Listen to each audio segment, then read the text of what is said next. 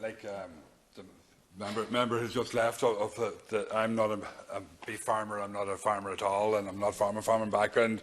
So I'm coming at this probably for a bit of lack of knowledge. But I have sat on the Agricultural Committee for the last, God, I don't know how long it is now, since 2010 is it, or 11 since we came here. But I've seen farmers come in and talk about their situation and that there. And it's bizarre. I don't think I've ever remembered the actual beef companies coming in and talking in the Agricultural Committee at any stage.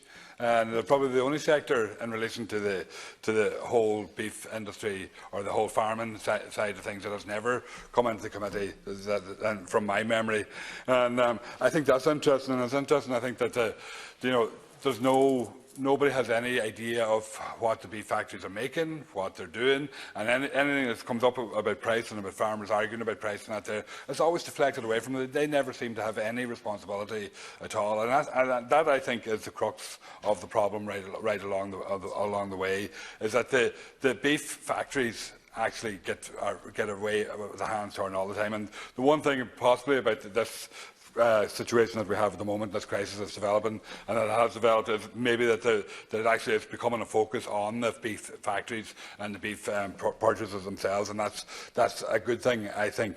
But a lot has been made by farmers and that as well about the need to get the supermarkets into the committee and that as well, so that we can talk to them and that. And I was at committee meetings previously where the supermarkets were in, but I'm talking about vegetable prices and stuff like that there. But actually to come in and talk about beef prices, when the supermarkets in Ireland, only 10% of Irish beef is only sold in the supermarkets in Ireland. So I don't see the purpose in actually hammering the supermarkets about what they're doing in Ireland, because if they increase their price by the price for their beef by 100%, it would mean nothing to the actual beef farmers across the country themselves, and that's the reality. Now, obviously, they're all parts of chains and part of multinationals that are selling in England and selling on the continent now as well, where our Irish beef is going, and so there may be some insight they could give us towards how they put pressure on the beef factories, if they put pressure on the beef producers to actually reduce the price. But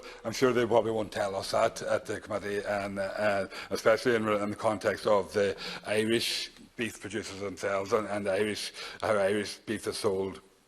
And I have to say I agree with all the members who have talked about the fact that the base price is what needs to be increased, because that's what's going to make a real difference to the farmers, because that's the base price of what they get, and then everything else is an add-on onto that. So what is included in the agreement here now is all the add-ons, and that's probably will make some difference to some farmers, but the base price is what's going to make the difference to people across the board.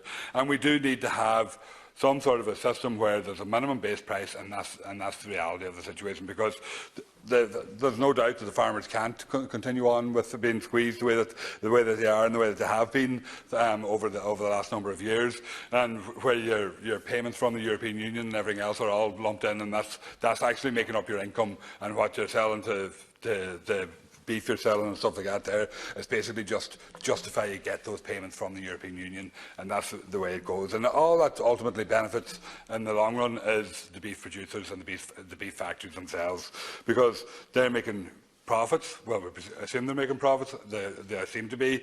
They're making large profits. We don't know, because they're all they're all privately held and privately owned. So we can only guess what they're doing.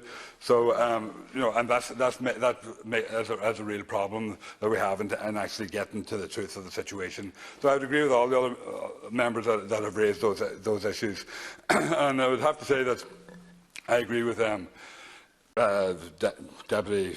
Oh, I can't remember his name now, but anyway, the Labour Party deputy who talked there about Deputy Penrose, who talked about the problems with the beef industry, and it has been there for years.